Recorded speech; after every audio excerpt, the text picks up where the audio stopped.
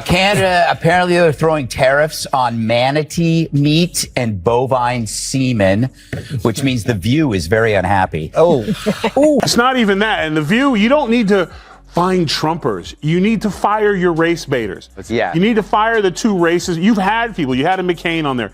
You've had people on there before, and you ran them off. So the racist ones who want to stick to this, Whoopi and Sonny, and was it Bette Midler? What's her name? Yeah, broke-ass Bette Midler. Fire them and bring people in. Maybe you could get McCain to come back.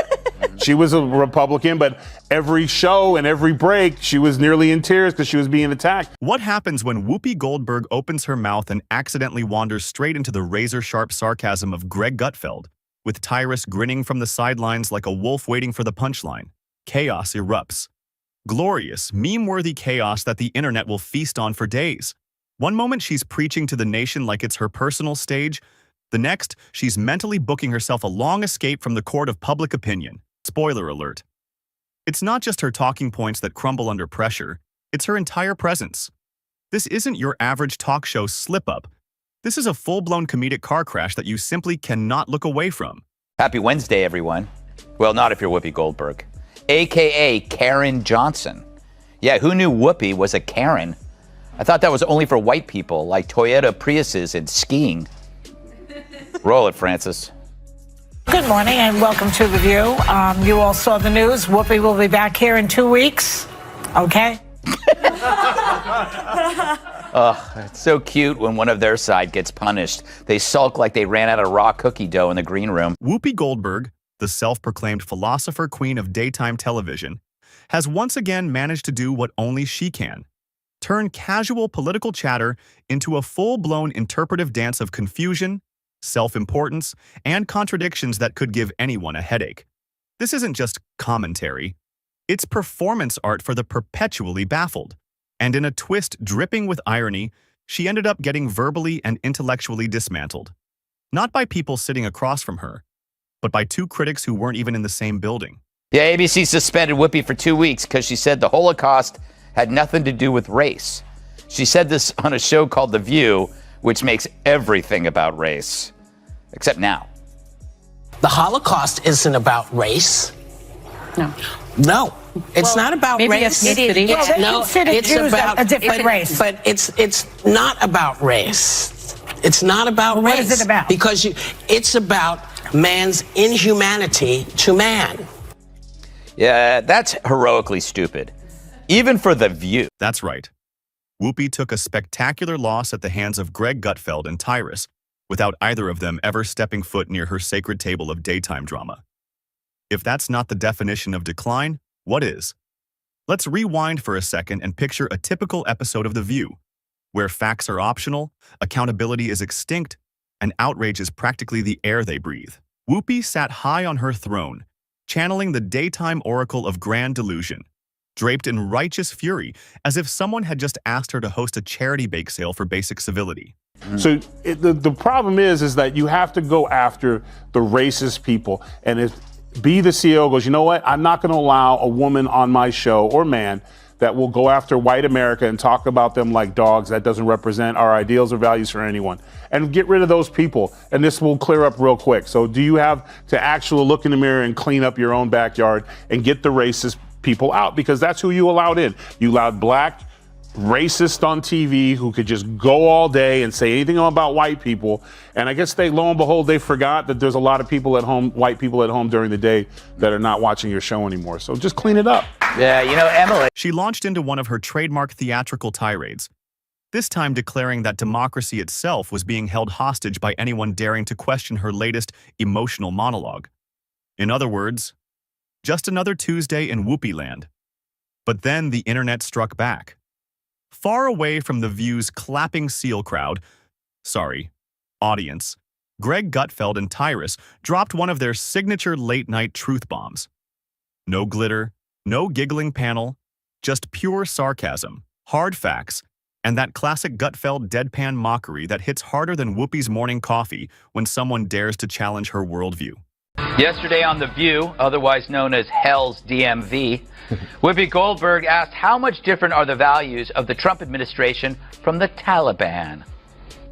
We have a leader who has repeatedly demeaned women, Right. wants to defund organizations that benefit women, calling on the media to shut up, specifically wants to give preferential treatment based on religion. Are these values really much different than the Taliban's? Wow. Talk about groundbreaking to actually hear a celebrity say something mean about the Taliban. How dare they compare them to Trump? The Taliban should sue. Guess they ran out of Hitler analogies. So as they bash the president, I'm reminded how entertainers rarely express any rage over any strand of misogynist Islamism. If they did, we might take their rage toward Trump seriously. Greg, of course, didn't even bother saying Whoopi's name. He didn't have to.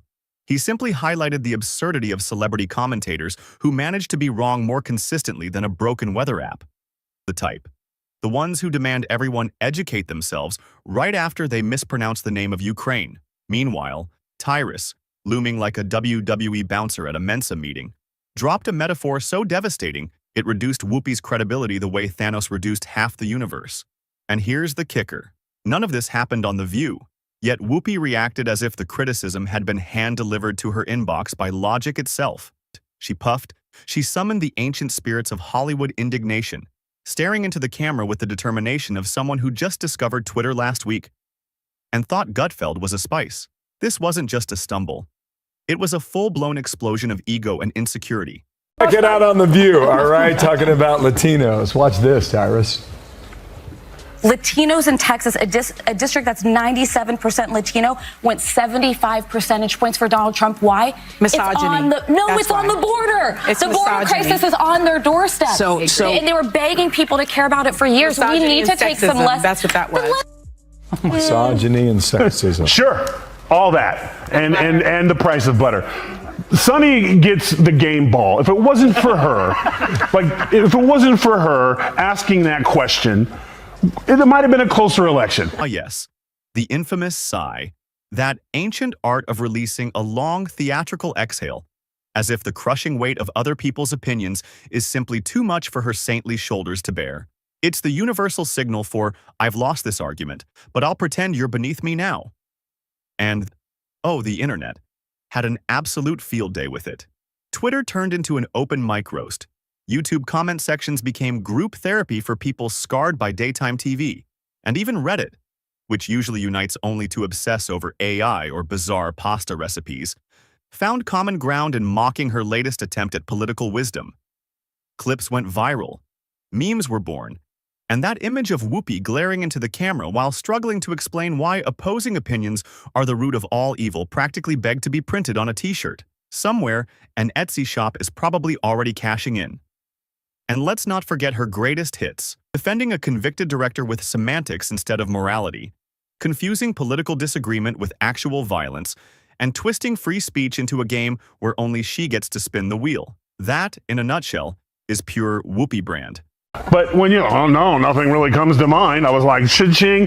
Listen, they're bitter, they're angry, they're entitled. They also should be. This should have been a reset for everyone who pushed lies and misinformation for the last. They call them Hitler. They call these things. America rejected them, and instead of coming back and saying we lied, they instead are now doubling down. So let her keep doing it, because if she keeps that up, we're going to keep getting the Senate and probably the House and the White House, because people see right through your lies. So keep doing what you're doing. Game ball to Sunday. It's a brand built on inflated certainty, sprinkled with selective outrage, and topped with a generous dash of self-congratulation.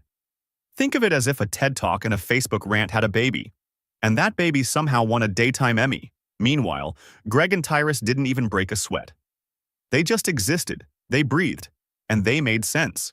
And deep down, beneath the carefully polished layers of sanctimony, Whoopi knows her hot takes have aged like milk left out in the Arizona sun. But instead of rethinking her approach, she doubles down. Because on The View, being loud will always trump being right. And here's the delicious irony. Whoopi tries to present herself as the voice of the average American woman while sitting atop a multi-million-dollar perch, sipping decaf injustice, and sprinkling it with a garnish of victimhood. It's like watching a yacht club debate the minimum wage. And if you think this was a rare ego meltdown, think again. She's got an entire library of collapses, from misquoting basic economic facts to mocking moderates while flip-flopping harder than a fish on a hot sidewalk.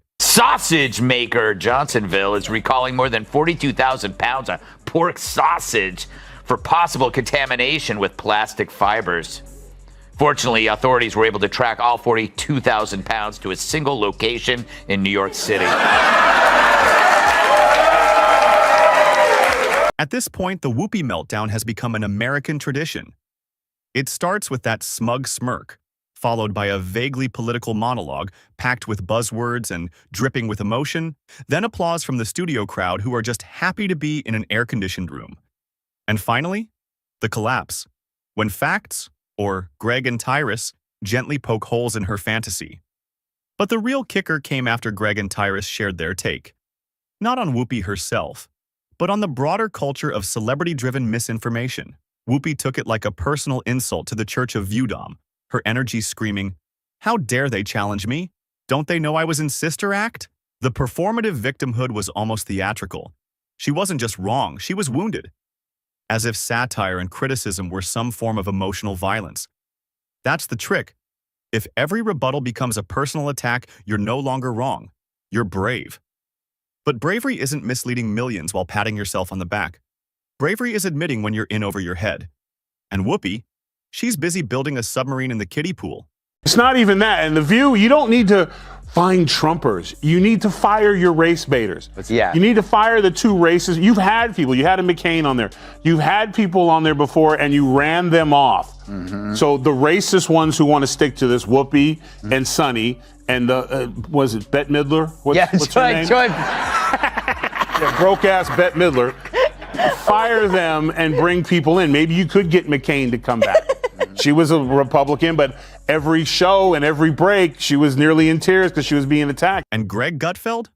He knows exactly how to play this game. He doesn't need to raise his voice. He drops punchlines like anvils, each one landing with precision. Tyrus jumps in with metaphors so sharp, they might as well come with a warning label, slicing through Hollywood hysteria like a chainsaw through tofu. Their secret weapon is restraint. They didn't storm onto The View. They didn't start a shouting match across studios. They simply pointed out that the Emperor had no clothes. And in true irony, the Emperor responded by hosting a segment about how offended she was at being seen without her royal wardrobe. This wasn't a debate. It was a drive-by dismantling. And the poetic twist? Whoopi collapsed under the sheer weight of her own self-importance. Greg and Tyrus weren't even aiming at her. They were calling out the absurdity she embodies.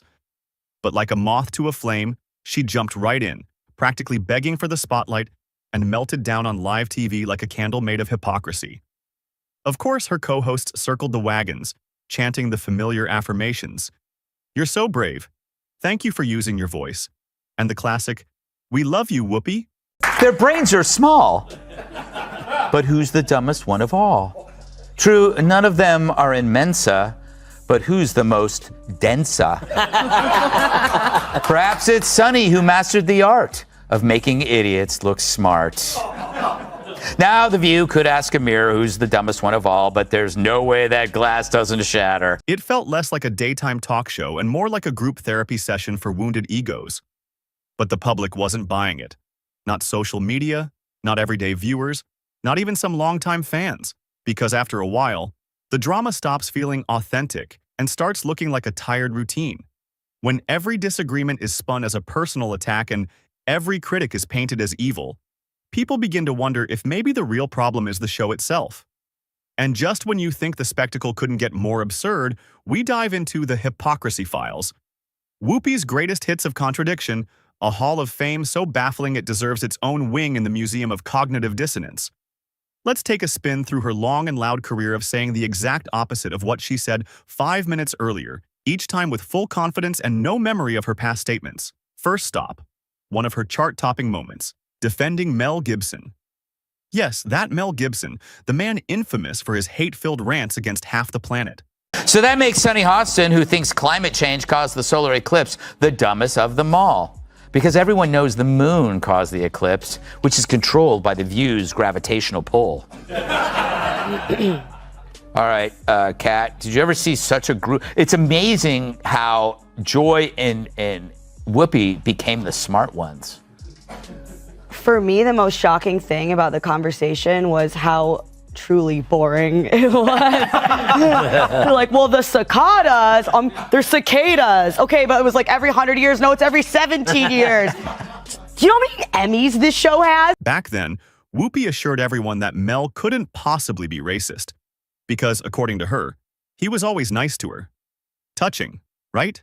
Fast forward a few years and suddenly she's delivering monologues on white privilege as if she's the enlightened Dalai Lama of daytime TV. Apparently, systemic racism is a massive crisis.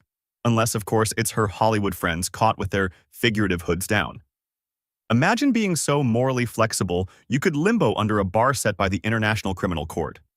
But don't worry. She'll be the first to demand someone's cancellation the next time a college freshman posts something awkward from 2010. And when it comes to free speech, well, that's sacred. Unless she's the one in hot water for one of her tone-deaf soliloquies, then suddenly she's Rosa Parks with a makeup team. To her, cancel culture is a fascist nightmare, unless it's aimed at people she dislikes, in which case it's just Tuesday brunch content. And then came Greg Gutfeld's closing strike, dissecting her logic like a frog in a sarcasm-filled biology class before casually branding The View as a cult of grievance wrapped in a bathrobe of delusion. The internet outside Manhattan went wild. Whoopi's rebuttal? Nothing but the same worn-out line about right-wing hate, like a jukebox stuck on one sad tune. Tyrus then stepped up with the final blow. This wasn't a debate. It was a mercy killing of bad ideas. And Whoopi, she slumped back, blinking like someone who just lost a battle she didn't even know had begun. Will she recover? Will she become the queen of balanced debate? Not likely. She'll be back with another take so detached from reality it might need a passport. And when that happens, Greg and Tyrus will be right there, still relevant without even trying. Because the truth is, Whoopi Goldberg unraveling under pressure isn't breaking news. It's a weekly broadcast. And the fact that two guys with microphones and common sense can cause it to happen from hundreds of miles away? Now that's real power.